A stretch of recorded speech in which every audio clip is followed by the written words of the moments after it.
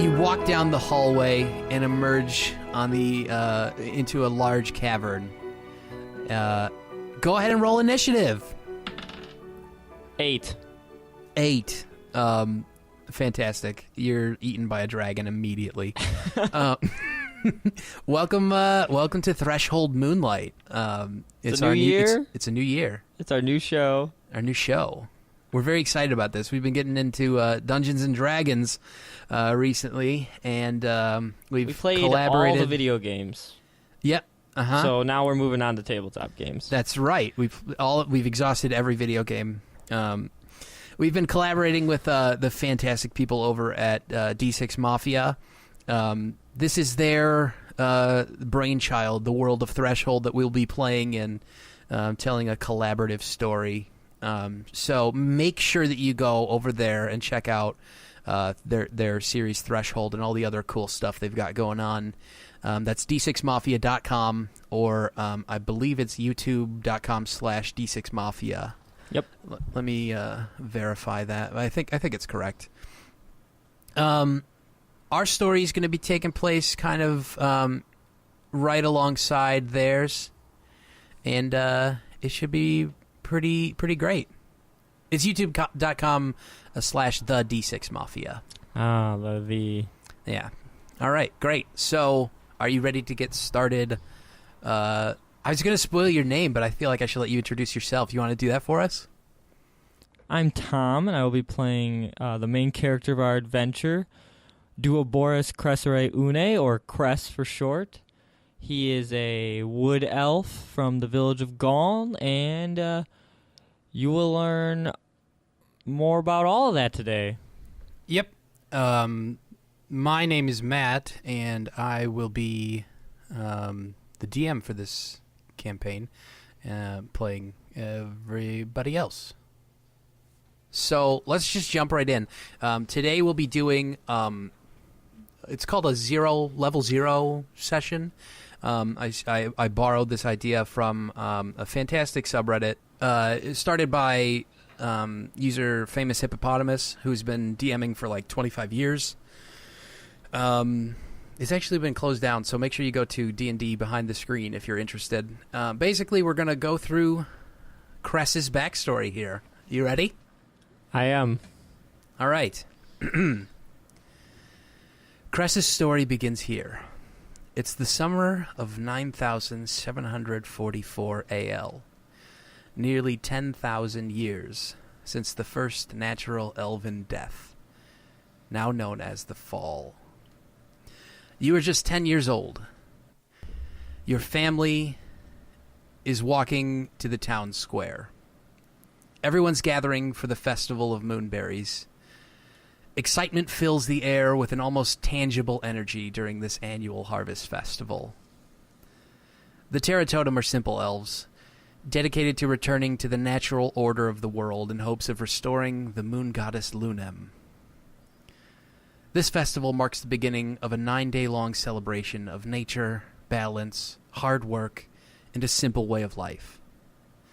As you turn the corner to the main road, you see the town square filling with people. You're clutching a basket of woven vines, filled to the brim with berries. As you walk down the road, your father asks, "Do you need some help with that basket, Cress?" No, I'm fine. It is a wonderful time. The Festival of Moonberries is a fantastic event, filled with happiness. Our way of life is an important one. One day, Lunem will return to us, and the elves will return to her favor. He looks off into the distance, wistfully. Is that a word? Yeah, we're going with wistful. That's what elves do. Yeah, very kind of reminiscent of or not even reminiscent, just sort of like trying to grasp at something that's been lost. A sense of almost sadness comes across his face, but there's also hope there. You make your way down into the town square, and there's revelry all around. Maybe you want to interact with some of your family members and introduce sort of just the people that are in your life at the tender age of 10 years old? Okay, so I'm an only child, so I'm here with my dad and my mom. Okay, perfect. What are their names? My dad's name, his longer name is Nebarin, but he goes by Neb. Nice. He is the town's like healer. He's a cleric. He's somewhat religious. When you said Neb, in my head I pictured like a good old boy, like an elf with overalls on. No, he's more like an elf with like cool. a prayer book and like maybe some other devout religious. Yeah, he's very devout. Cool. My mom. Did you say my mom? Okay. Yeah, I say it. I'm. That was an RP moment. My mom. Dope. Her name is Galariel. Galariel. But she goes by Gale. Okay. Yeah. That's very pretty. And she's the town florist, which is also kind of works in concert with the father. She can gather some materials for him to use in certain spells and stuff. She's very knowledgeable about herbology. Fantastic. So you all live together in the town of Gull. Yep. In it's the kind of a rural setting, right? Yeah. The whole island of the homeland, which is where most elves live nowadays, is it was once just a bustling city, sort of like imagine just every square inch developed and built on. Okay. Beautiful, detailed buildings everywhere, sort of in like an Eastern Indian style almost, with like intricate carvings in and out of all the faces of walls and whatnot. But since the fall, that's all kind of decayed. Life has kind of reverted back to much more simple. The jungle that surrounds you has started to overtake these buildings and crumble these giant facades down back to nature. And out of that, the Terratotem have sort of built up very simple, meager villages around the various areas of the homeland. I actually haven't picked where Gull is. Do you want to say like East Coast, West Coast, anywhere in there? Can I say like to the south? Sure. Does that mess stuff up? No, not at all. Okay. It's totally open-ended. The idea of this is we're working together. We're making we're making Cress's story happen. So it's to the south. I think there's a more tropical region down there. Okay, it's a little warmer, maybe. Yeah, so there's some more interesting plants and stuff. So that's kind of where. Okay, cool. Gull is. It's settled on like the outskirts of maybe more jungly type area. Great. So you and your parents live in Gull and involved in the community, and you're at the festival of Moonberries, a time of revelry and celebration of this hard-earned living that the Terratotem carve out. I love the festival tell us about of Moonberries. Yeah, everyone loves it. You want to tell us about it? It's a yearly harvest festival, and the whole town gets really excited about it. And there's different traditions. There's like games and stuff where they like throw berries at larger plants, and you have to try and get it in the center of the larger plant. And is this like pin the tail on the donkey with it's more berries? Like whip the tail at the donkey. Okay, like, cool. Really hard. I like it. Yeah. There's a long line of elves, elvish children. Maybe you get in line and you roll a. You know what? Let's do this here. You get in line behind the blacksmith's son's Faber, and he turns around to you and says, "This chump's not gonna hit anything." And he walks up to the front of the line, picks up a handful of berries, slings them at the plant, and it just sails right over it. It thuds off in the distance, and you hear as it struck some wildlife off in the jungle. And Faber kind of looks at you, frowns angrily, and walks away. I bet you I could do better than that. He turns around. He doesn't like that at all. Ooh, I throw a berry with 17. Okay, great. That's gonna nail it. Describe what you do there. So there's some floral like arrangements and stuff over there, and the goal is to like knock the petals off, and I kind of do like a side whip of the berry, and bam, it explodes. Petals go flying off, and I go, see, that's how it's done. Faber says, like a shot, and he walks away angrily off to go do something else. And then my dad starts pulling me away and goes, stop playing these games. Cool, love it. You want to tell us anything else about the festival? Every year they sort of have a tradition for some of the older kids, where they pick a moon princess and a moon prince, and Cool. they get dressed up very ornately, which isn't that ornate for this little village. It's just like some silk, and they do a dance. They do like a proper dance. For everybody. Everyone gathers around and watches them in the middle of the... Crest thinks it's gross. Oh, okay. He's just like, ew, they have to hold hands? Perfect. Fantastic. Your friend, is it Camilla? Is that... You gave me Camilla. the names of these. I didn't tell you what I was going to do with them. She stands next to you, and she hears you say that, and she looks down at your hand and kind of crosses her arms and maybe looks a little bit sad. Yeah. She says, She's gross, though. I think it's nice. Everybody knows that girls have cooties. Are you saying that to her? Yeah. Okay. She looks at you after you say this and kind of turns and runs away. She might have shed a tear or two as she ran away from you. She has cooties, so I could care less. Fantastic. So that's the Festival of the Moonberries. It's kind of a great time, and the whole village comes together and celebrates everything about being a Terra Totem. Time passes, and your life in Gull is not altogether unusual. It's fairly average life for a Terra Totem elf. Do you want to describe some of the big experiences you've had over these first, say, 100 years? Okay, so you end up about 110 or so. So have I sort of chosen my vocation at this point? No. Okay. That comes a little bit later. So my dad's kind of pressuring me to go into the temple and become a cleric and all of that. Let's do that.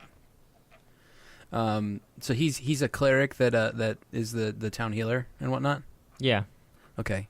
And there's a very ornate temple with, like you said, all those carvings and everything, and he's got all those like ceremonial things all around the house too. I'm always tripping over like beads and different. He's like a mild hoarder.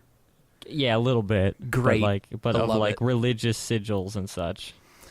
There's moon stuff everywhere. He sits you down one day in the kitchen, takes a stack of tomes and lifts them off of a chair, puts them down. He sits you down in the chair and then sits on the tomes himself. He says to you, Boris, it's time that you choose a vocation. It is approaching, and I think it would be most wonderful if you decided to declare yourself a cleric, to take up the mantle of healer. It is a noble profession, and the gods smile on those who walk that path. I'm rolling my eyes as he says all this. You mustn't disrespect me, Boris. Your mother and I love you very much. We only wish to raise you as best as possible. I know it's important. I go to temple. I don't want to do that. There's so much out there. He stands up from the tomes. Some papers kind of shuffle off and fall onto the floor. He looks a little upset, but you know that as he walks away, he says, he says under his breath, "Wherever you end up will be right for you." So he's all right with you taking another path. What else? What do you do during your day in Gull? Any activities that you take up? Yeah, I'm usually out exploring. Like there's a pretty thick forest to the south, and I love it. I'm out there. I'm jumping on trees and stuff. I have my little fort area. So you running around doing parkour in the jungle? A little bit, but I'm not that good at it yet. Okay. And I don't let Camilla into my little fort. Okay, sort of like what is that movie? Little Rascals or whatever? I was thinking Calvin and Hobbes. Oh, that's better. Up in a tree. Okay. Girls are gross, yeah. Fantastic. And that's one of the reasons I don't want to be inside in Temple. I really like the outdoors. This is great. When you build your character sheet out, because we haven't done that. Just so everybody knows, we're trying to get a serious insight into his life. Try to focus on things like acrobatics, survival, and maybe athletics, things like that. Just from all this stuff that you do out in the forest, that makes sense. Having fun all day. Fantastic. Love it. There might be isn't there a tame animal too or something like that? Animal handling. Yeah, so maybe that. I'm out there. I'm hanging out with the animals. Oh, okay. So you do commune with nature and every aspect. I'm trying to. Cool. Like that cat that he hit. Faber hit the cat. He's a normal cat. Hangs out. His name's Bo Quill. Oh, okay. I love it. I like him. So more time passes. You spend your days in the jungle. Your father, every day, he tries to convince you to take up his trade and become a cleric. But your mother, every time after your father leaves, she comes by afterwards and says, "You can do whatever you choose to, Boris." And I bring her all the time. I bring her tons of weeds that I like. You take her flowers? Exactly. I'm like, I love it. You can use this for healing. And she's always like, that's just other weed. That's actually dangerous. You don't eat that. Great. So more time passes, and it is now the spring of 9,905 AL. You are 171 years old. And just as a frame for all of our listeners, elves typically live to be about 1,000 or so since the fall. Only 1,000, yeah. Right. You begin to settle into your craft. Do you want to tell them? Because you told me ahead of time what you wanted to do. Yes. You're going to be a. So I was sort of heading the way of a ranger and all of that with all of my outdoors, but my dad did have some effect on me with his spirituality, so I kind of take a compromise and I'm a druid.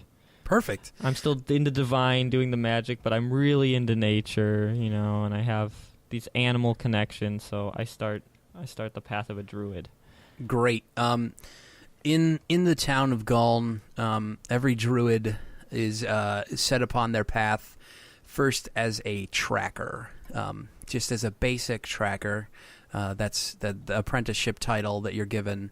At the beginning of your journey, you enter your apprenticeship underneath Master Tellus Tervinari, who is Gull's chief of the tree. He is a ranger that has just the utmost reverence for nature and all living creatures. He teaches you about all of the basic skills, hunting and tracking and survival.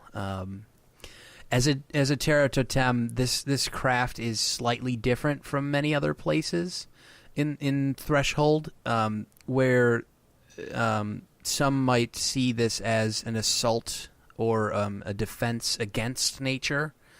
The Terra Totem focus more as they teach it more as a balancing act.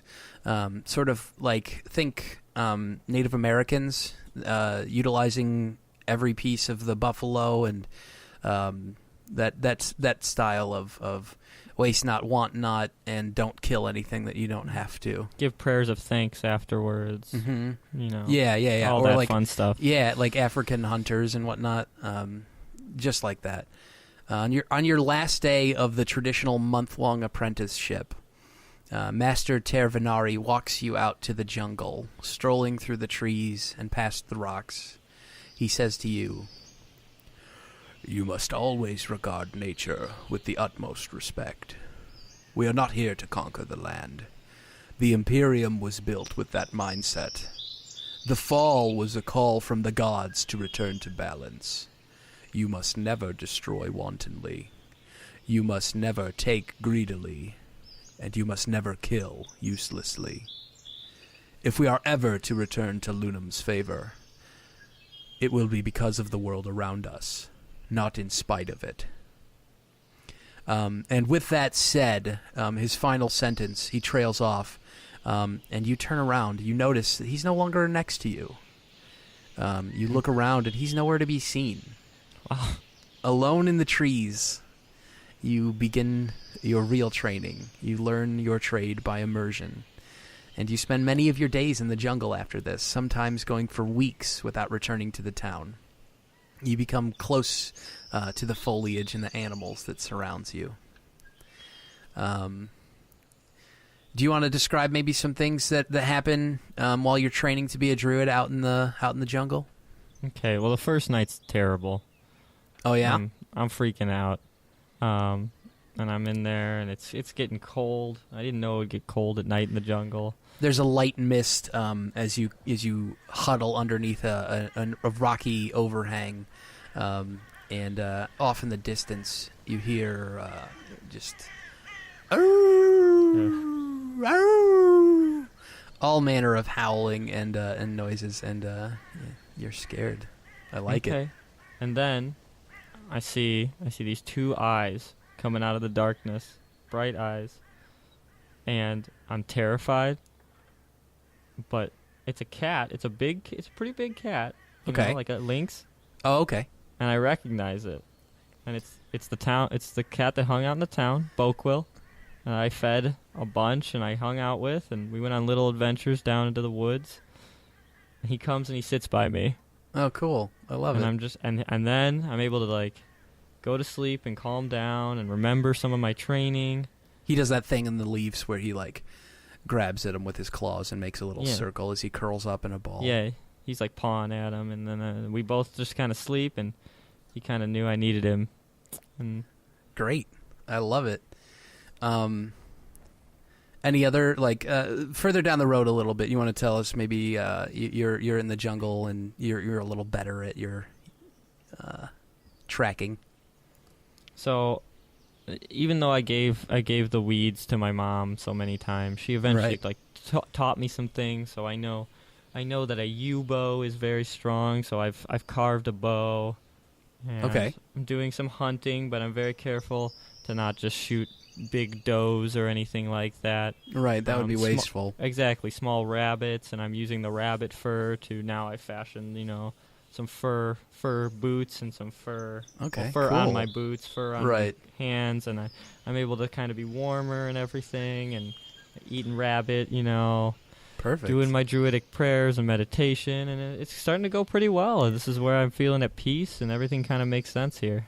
You sometimes bring back some of the rabbit, and your mother makes just this really, really good stew, and it's carrots and potatoes, and it's like your favorite meal. The old Gale rabbit stew. There you go. It's known across Gull. Yeah. Mm-hmm. One particular expedition to the jungle. You're out walking in the trees, and you come across a cave, the opening to a cave. Uh-oh. And sitting just underneath the overhang are 3 wolf pups. As you approach, they howl softly, "Ooh, ooh," calling out, a little bit scared of you. What do you do?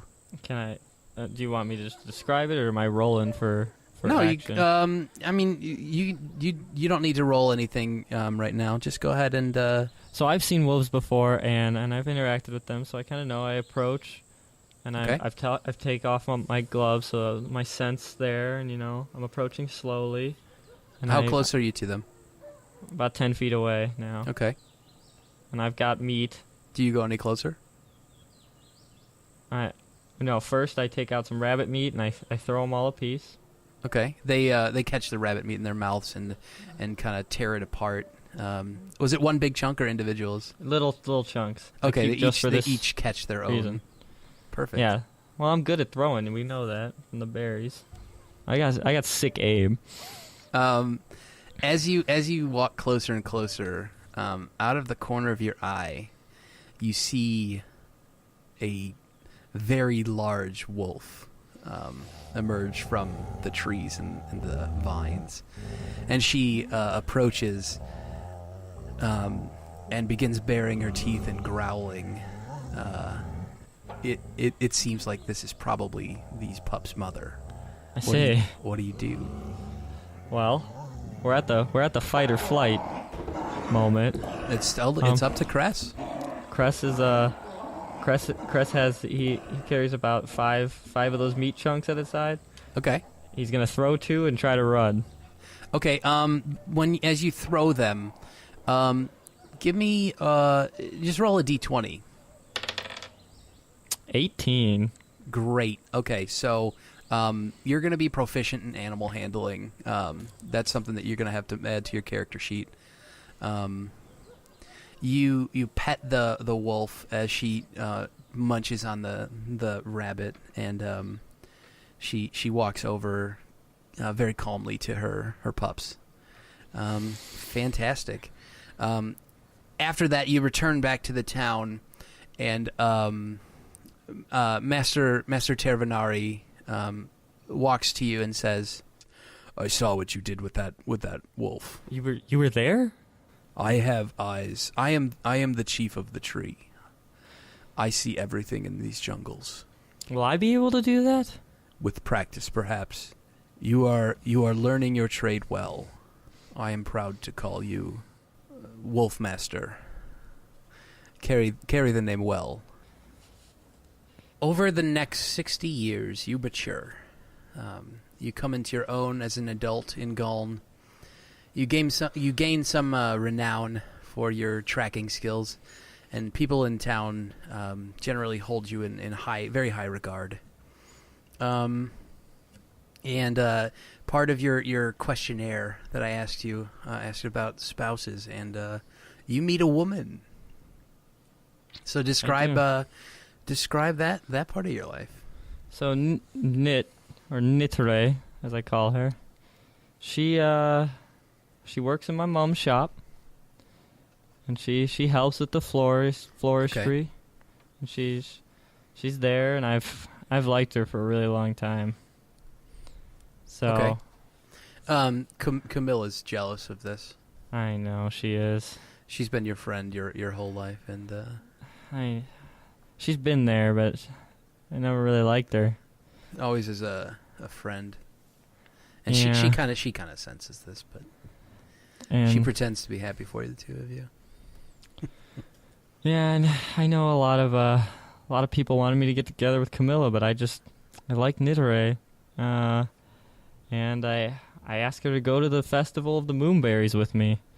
Oh, I great! get my courage up, and I say, let's go together, and let's go do the secondary dance. I don't really want to be the Moon Prince, but I'd like to dance with her, with Nitere, and Okay. Let's RP this a little bit. You're walking down the main road of Gull, headed towards the dance, with how is Nitere? Nitere, yeah. Nitere on your arm. Both of you are dressed in your nicest clothes. Which Mine has grass stains all over it. Right. Being a Terra Totem, these clothes are not fancy by any means, but maybe they're a little bit nicer than some of your others. I don't understand why we don't just wear green. A lot of your peers do. As you walk down the road, the butcher's son, Marcel, walks up and says to you, "Cress, I didn't know you had a date." This is Nidore. Nidore, how you doing? He's kind of a little bit forward, and like that friend who's just a little bit. Yeah, he's looking her up and down, and I don't really like that. Yeah, he tries to pal around, and he's kind of a jerk about it, and you can't really tell him anything because Can I do a sleight of hand check to slip a piece of rabbit meat in his? Okay, all right, go ahead. It's 4. Okay. Thought I was gonna be all cool and just slip it in there. You reach into your pouch and pull out a piece of rabbit. As you try to tuck it in his back pocket, you drop it you drop it, and it hits him in the legs on the way down, and he looks on the ground, and then he looks at you and says, "What's wrong with you?" Kind of accusatory and a little bit angry. I'm sorry. That was an accident, and then I just try to kind of get out of that situation. He leaves, and he walks off. After he leaves, you see him kind of angrily look back at you, spiteful for 170-year-old. He's kind of childish. Yeah. He's as like, you, what's like that? A human. You say this to Nidore, and she blushes and puts her hand to her mouth and turns away, laughing. You get closer to the festival, and as you approach, your good friends Pin and Agril walk up. Her arm wrapped around his, and they're clearly coming to the festival as a wow. couple. That's right. Oh man. So you gave me these names as your good friends. Do you want to tell us a little about Agril and Pin? Agril is her family are like the rednecks of the town. Okay. They're like they're farmers, and that's all they're interested in. Many of the elves that live in Gull are farmers, but they're very simple farmers. Like right. They don't really want to come in the city with all that hustle and bustle. I see. They stay mostly in the outskirts, and they don't like the newfangled temple, like people doing their temple stuff, trying to get the moon goddess back. They just grow the food. Oh, okay. Lunam will come eventually. I see. Very patient. I like it. Exactly, and that's not how Agril is at all. She thinks that's ridiculous. Yeah. Great. Okay. What about Pin? Pin's kind of a little rapscallion. Yeah. Yeah. Love it. He doesn't have parents. We don't really know where they are. Okay. He's just kind of been in the town. He's always kind of dirty. Hangs around the inn. He's a good musician. He plays flute. And he plays a flute at the inn. Everybody loves it. So the innkeeper just kind of taking him in. He plays. He gets to stay at the inn and help around the inn. And the innkeeper's kind of raising him, but never really admitting it, He's always like, that kid, Pin's always just hanging around here. But he really kind of loves him, But he doesn't want anyone to know. Oh, fantastic. I like it. So as you approach them, Pin welcomes you with a hearty clap on the shoulder, and Agril says, "It's good to see you two here. I wasn't expecting to come, but Pin asked me, and I couldn't say no to him." He claps her on the hand, tucked into his elbow, and smiles with a sheepish grin. I give Pin that eye look, like, wow.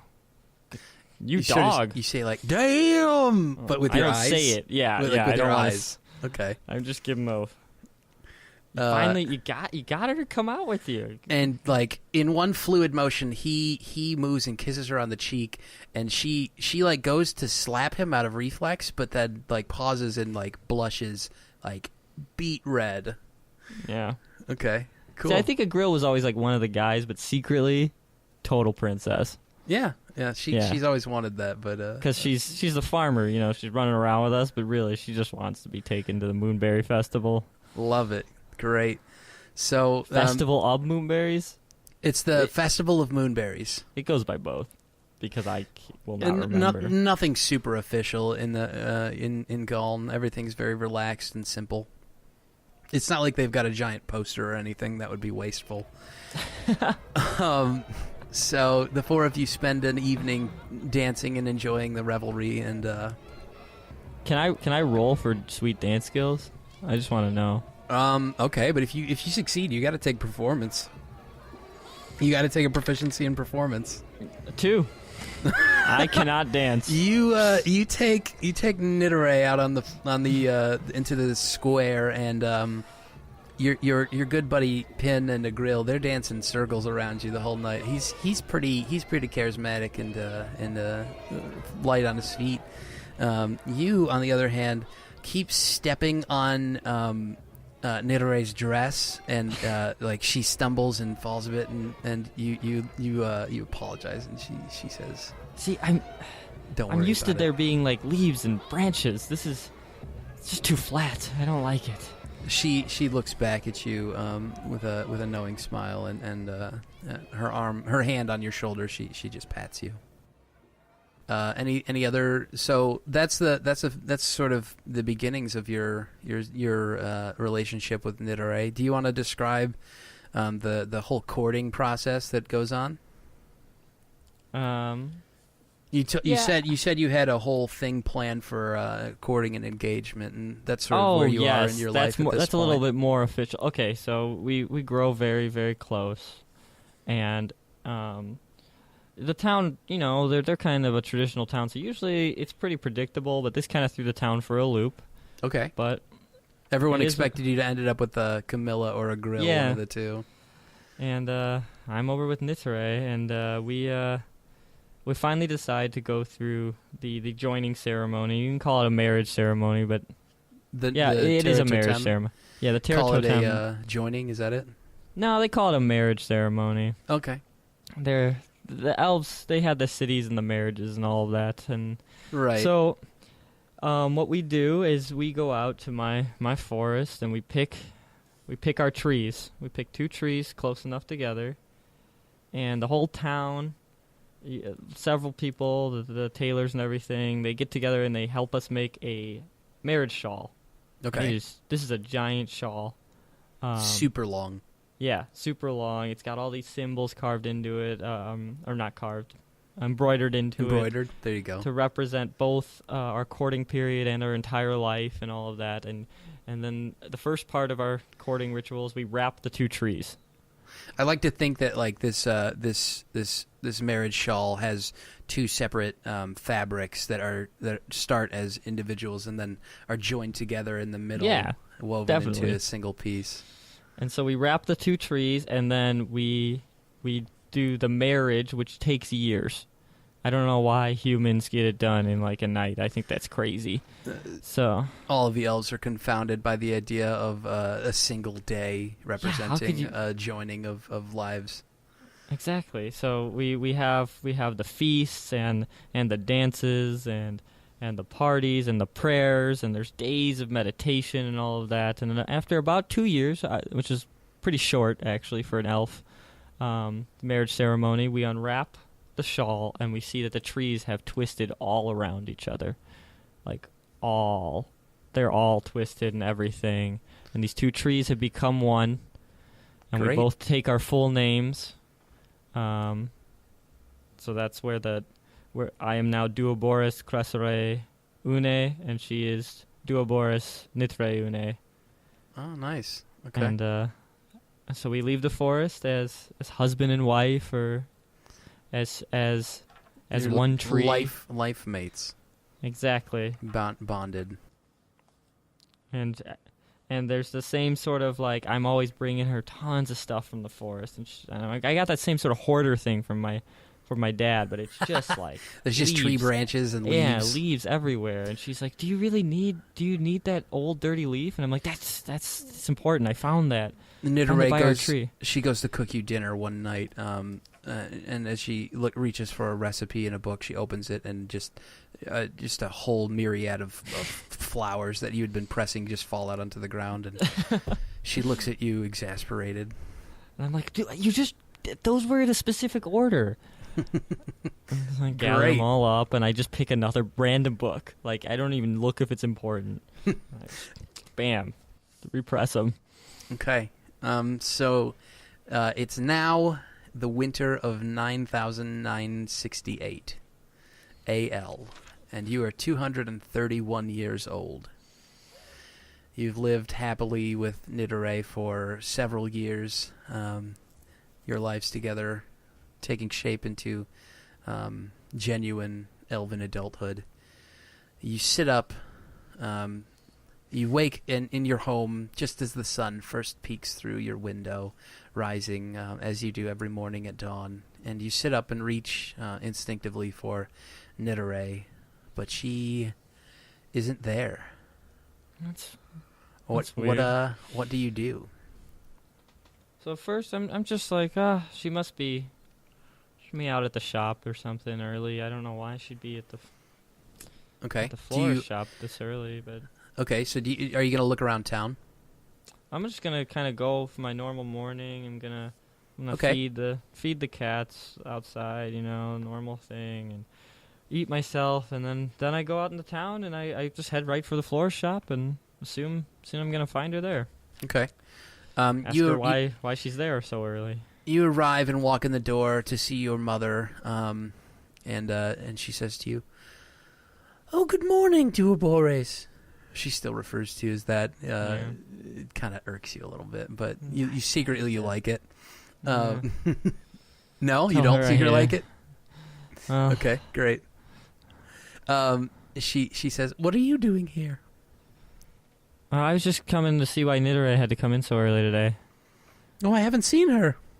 And that's strange. Roll a perception check. 13. You look at your mother, and she says that rather unconcernedly, but after you respond, she frowns and looks slightly concerned. And so now I'm a little worried. Now I kind of run and hustling, trying to figure out what's going on. I'm asking pretty much everybody. You talk to various people throughout the town, asking if they've seen her, and each person meets you with a response of, "I'm sorry, I haven't seen Nidore since some saw her yesterday, some saw her a week ago, etc." Okay, so I'm just gonna bolt for our tree. Fantastic. You head through the jungle and you arrive at the your. Is there a name for this type of tree? Marriage tree or? Yeah, it's just a marriage tree. Okay, you get there and she's nowhere to be found around the forest. And as you walk up to the tree, the two have sort of bonded together, but their trunks still there's still a seam between the two. They've grown into one, but you can still identify which side is hers. Yeah. And you see, as you walk up, a single leaf falls from her side and floats gently to the forest floor, or the jungle floor. And something's wrong. You head back to town. And you decide that you better start looking, and you continue looking for 46 years, and it's currently present day, 10,014 AL. Nidore has disappeared without a trace.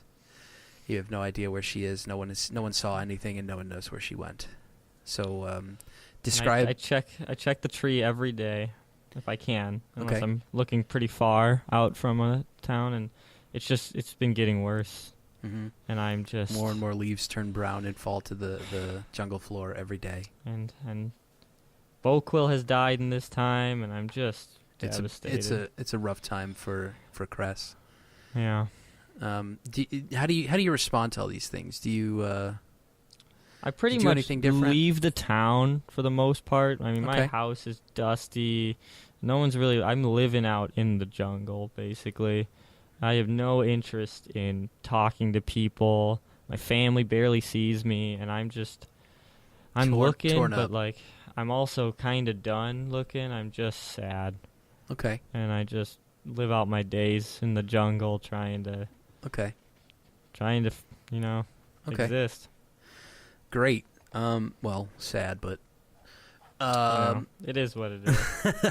I'm actually kind of sad, like out of character. That's what we're doing. That's why we're here. It made me sad. We're getting you an emotional connection to Cress and all the people in his life. So great, perfect. That's what the 0 level is designed to do. It's make me sad. All right, so one particular night, you're out in the jungle, and after a long day of searching, you lie on your bedroll, tucked away under the crumbling remains of some ancient elven ruins that vines wind through each crack, and they're slowly pulling apart this remnant of a different time. It's actually kind of a beautiful metaphor for Cress's life. A warm breeze weaves its way around the trees and the rocks, keeping you comfortable. In the background, you hear the gentle chirp of birds and the rustling of leaves. And in among the plants and the creatures, you've always felt more at home than anywhere else, particularly since Nidore's disappearance. And despite the comforts of all of this, your sleep is restless. The sights and sounds of a thunderstorm play through your mind in spite of the serenity that envelops you. Each time your consciousness begins to drift off, flash! A blinding streak of light shoots across the sky and smashes into some tower that you've never seen before. Then there's a deafening crash as another clap of thunder resonates through your head, keeping you from more pleasant dreams. And then suddenly you wake with a start, drenched in a cold sweat. You feel something.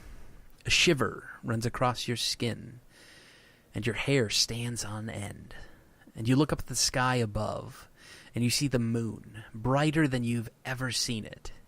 Its rays pierce the thick foliage and illuminate everything around you. What do you do? I'm just gonna start running at it.